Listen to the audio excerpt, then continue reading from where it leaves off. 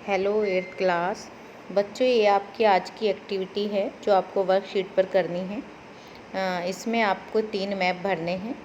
इसमें फर्स्ट में आपका जो है मैप दिया हुआ है जिसमें एरो दिया हुआ है। उस एरो में से जो है लद्दाख को दर्शाया हुआ है। आप ज़रा ध्यान से देखिएगा इसको। इसमें आपको कलर करके भी भर सकते हो और इसमें लद्दाख के बारे में बताया हुआ है कि लद्दाख जो है आज की डेट में केंद्र शासित प्रदेश है और उसके बारे में आपको लिखना है लद्दाख के बारे में कि लद्दाख की क्या ख़ास बातें हैं। इसको सबसे मतलब एक तरह से भारत का ठंडा रेगिस्तान बोला जाता है और ठंडे रेगिस्तान के नाम से जाना जाता है। यहाँ पर वनस्पति नहीं होती ज़्यादा। लोग गर्मी के महीनों में पिघलने वाली बर्फ़ पर निर्भर रहते हैं। यहाँ के लोग एक ख़ास किस्म की भेड़ पालते हैं जिसमें से पश्मीना ऊन मिलती है। यह ऊन कीमती है, इसलिए सावधानी से इस ऊन को इकट्ठा करके कश्मीर के व्यापारियों को बेच देते हैं। मुख्यतः कश्मीर में ही पश्मीना शॉलें जाती हैं। यहाँ के लोग दूध से बने पदार्थ जैसे मक्खन, चीज़, खास तरह का छेना एवं मांस खाते हैं। हर एक परिवार के पास कुछ गाय, बकरी और याक होते हैं। तो ये लद्दाख के बारे में बताया है। लद्दाख जो है पहले जम्मू कश्मीर का ही एक हिस्सा था, लेकिन अब जो है ये केंद्र शासित प्रदेश है और जम्मू कश्मीर भी जो है केंद्र शासित प्रदेश है। अब हमारे जो हैं केंद्र शासित प्रदेश 9 हैं और 28 राज्य हैं। तो आपको लद्दाख के बारे में लिखना है और मैप में दिखाना है कि ये लद्दाख है। जैसे एरो दिया हुआ है, आप ये जहाँ एरो है इसी तरह से उसको वो जो है लद्दाख है और उसके ऊपर वाला हिस्सा जो है जम्मू कश्मीर है। दूसरा आपका केरल के बारे में है। केरल जो है साउथ में है और समुद्र के किनारे है। तो केरल भारत के दक्षिण पश्चिमी कोने में बसा हुआ है राज्य है। यहाँ एक तरफ समुद्र से घिरा हुआ है और दूसरी तरफ जो है पहाड़ियों से घिरा हुआ है। इन पहाड़ियों पर अनेक प्रकार के मसाले जैसे काली मिर्च, लौंग, इलायची आदि उगाए जाते हैं। तो एक तरह से केरल में ही सबसे ज़्यादा मसाले उगाए जाते हैं। सबसे ज़्यादा मसाले जो हैं केरल में ही पाए जाते हैं भारत में। अगर आपसे पूछा जाए, हब है ये केरल जो है मसाले का। बहुत आकर्षक है, बना हुआ है। सबसे पहले अरबी एवं यहूदी व्यापारी केरल आए। ऐसा माना जाता है कि ईसा मसीह के धर्मदूत संत थॉमस लगभग 2000 साल पहले यहाँ आए।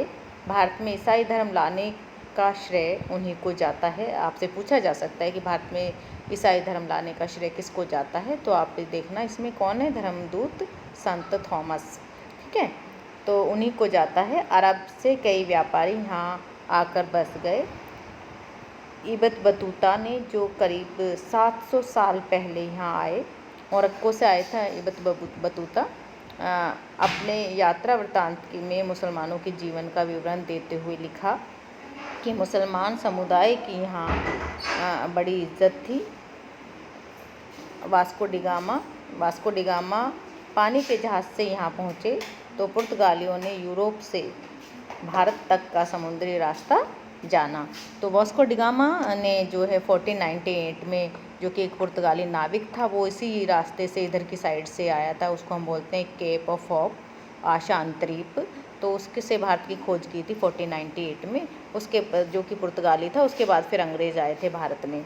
तो ये आपको यहाँ दिखाया हुआ है एरो से, जो केरल जो करेले की तरह बना हुआ है, आप शेप देख सकते हो इसकी। तो ये समुद्र के किनारे एक तरफ और एक तरफ इसके पहाड़ियाँ हैं और इसको मसालों की रानी भी बोला जाता है केरला को एक तरह से। तो भारत में सबसे ज़्यादा मसाले केरला में पाए जाते हैं। ये आपको मैप में करना है। उसके बाद निम्नलिखित प्रश्नों के उत्तर आपको देने हैं। तो भारत के राजनीतिक मानचित्र में जो थर्ड मैप है आपका ये, तो भारत के राजनीतिक मानचित्र में अपने गृह राज्य को खोज कर भरिए। तो गृह राज्य इसमें आपका पूछा है। गृह राज्य का मतलब है जहां आप रहते हैं। तो आप दिल्ली में रहते हैं तो आपको दिल्ली का भरना होगा इसमें। तो ढूंढकर आपको दिल्ली इसमें दर्शाना है।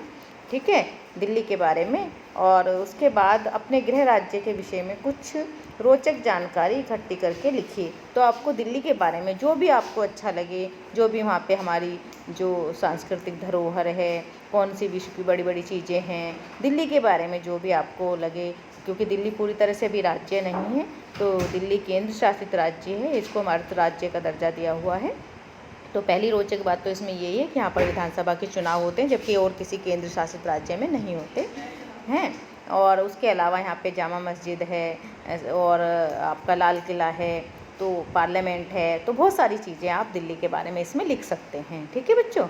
उसके बाद आपका अपने गृह राज्य के विषय में कुछ रोचक जानकारी आपने लिख दी। उसके बाद आपका आता है भारत विविधता में एकता वाला देश है, वर्णन कीजिए। तो ये आप बहुत अच्छे तरीके से लिख सकते हैं कि क्योंकि भारत में सभी धर्म, सभी जाति के लोग रहते हैं, सभी भाषा के लोग रहते हैं और अलग अलग मतलब संस्कृति के लोग रहते हैं, उसके बावजूद भी हम सब भारतीय हैं। तो एक तरह से इस तरह से हम कह सकते हैं कि भारत जो है विविधताओं में एकता वाला देश है, क्योंकि विश्व में ऐसा अनोखा देश, अद्भुत देश और कोई नहीं है। तो इस तरीके से आपको ये एक्टिविटी अपनी फाइल शीट में करनी है और आज की डेट में करनी है। Thank you.